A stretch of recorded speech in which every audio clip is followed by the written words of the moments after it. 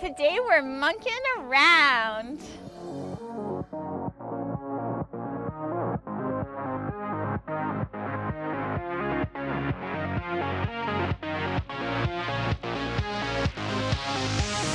Gluten-free with Emily. We are monkeying around today on Gluten-free with Emily because we're making monkey bread. Some people also call it pull-apart bread. Mine has apple, cinnamon, and nuts in it in these little gooey balls that are so tasty. And we're also gonna have a caramel glaze on top of these babies. Bring these to your next bake sale and I swear to God, no one will ever know they're gluten-free. Shh, don't tell them. Okay, let's get to it. Now we're gonna get our monkey business going on. We're gonna make the dough. The first thing we wanna do is work on our yeast mixture. So I wanna heat my flax milk up in a pan just until it's warm. You don't wanna boil it. You just want it to heat up a little bit because once we add our yeast in this bowl and our sucanat in this bowl with our warm flax milk, it's gonna rise like we want it to. I always say this, but in gluten-free baking, if you want it to rise, you need to use warm liquids and make sure you add some sort of sugar to your yeast. If you're having problems getting stuff rise at home, you're not doing those two things. So remember to do them. Okay, we're gonna let this sit for a minute and we're gonna throw all of our flours into our mixer.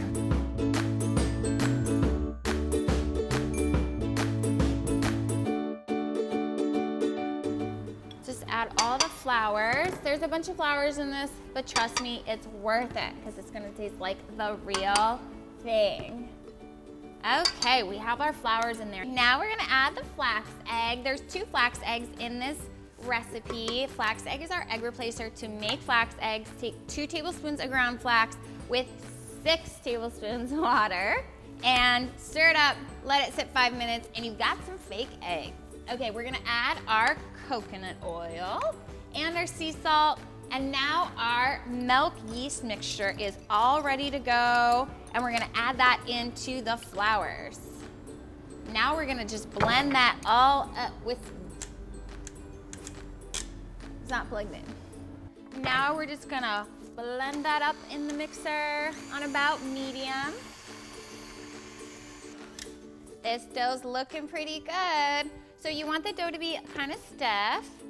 Next, we're gonna make our apple mixture that's gonna go inside. So you wanna chop up 3 apples. I have a couple apples already chopped, but we're gonna chop up 1 more. You can actually leave the skin on if you want, or you can peel them. It's really your choice. You don't really even taste the skin. So just chop up your apples into little slices. Okay, once you've got your apples chopped, then we're gonna add all the other ingredients to our apple mixture. We're gonna add some sucanat, some cinnamon. Just mix that all up so that you get the apples coated, because this is what's gonna go inside all the little dough balls that we're gonna create. So mix that up and then we can set that aside for right now, and then we're gonna take out our dough. So let's grab our dough from our mixer.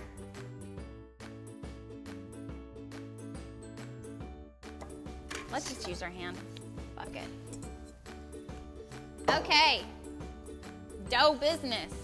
Okay, split your dough in half, all right? We're only gonna use 1 half at a time.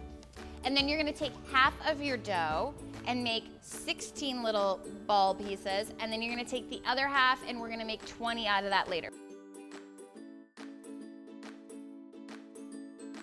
Okay, we've got all of our little ball pieces laid out. We're gonna clear some stuff away because we're gonna get out a large bundt pan, like this, and spray it with some nonstick because you don't want those balls sticking, if you know what I mean.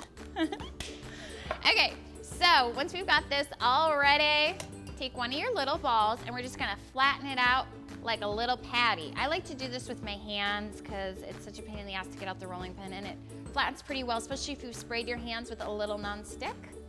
Then take some apple mixture and just place that into the center of your ball. Then we're just gonna roll this up kind of in together like so. You get your little ball going on. And then take some coconut oil. You want to have a little bit of coconut oil melted on the side to place around your balls, and then throw them in your bun pan. And you just keep repeating your balls till it's all full. Okay, now we have the first layer done. Now we're gonna make our second layer with the second dough. We actually wanna just do 20 equal pieces of this dough. So just pull that out. We're making all these little balls because when you go to bake them and then eat them, you pull all of them apart and then they're filled with all this amazing good appleness. So just make 20 of these little balls and roll them out exactly like you did the other ones. And then when you place them in your pan, just do it in like a zigzag pattern, because these are gonna rise and they're gonna be banging. Okay, let's put our last little ball in our bundt pan. Now, usually we'll have a little bit of extra apple mixture, which we really wanted to have. So we're gonna top that onto our balls, because it's gonna taste really yummy later when that all cooks on top of there. Then we're gonna let this rise. We're gonna have, the balls are gonna about double in size, rise it in a really warm place for about an hour.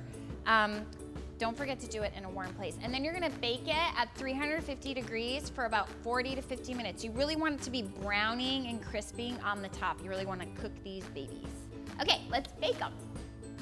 Monkey, monkey, hop, hop, monkey, monkey bread. Okay, we just pulled our monkey bread out of the oven. Just flip it out onto a cake plate, or I put it on this little cake platter. And then we're gonna make our caramel sauce to drizzle on top of it. So, make sure you have your burner on about medium heat. And then I'm just gonna throw in my coconut oil, some more flax milk, and some sucanat. In any part of this recipe, you can use your favorite non-dairy milk. I like flax milk, so I use it a lot. And then you're just gonna whisk it up, and we're gonna let this caramel sauce thicken a little bit.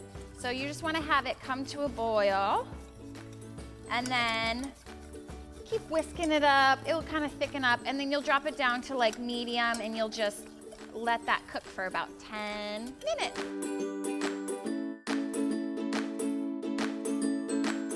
Okay, the caramel sauce is thickening up just like we want it to. So let's pour it over our monkey bread.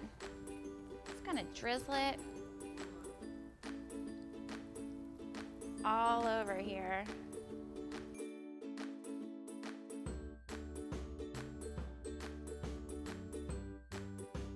Okay, now I like to top mine with a little bit more nuts just for like beauty. So throw them on there.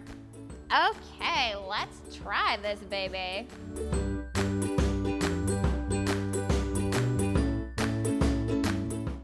All right.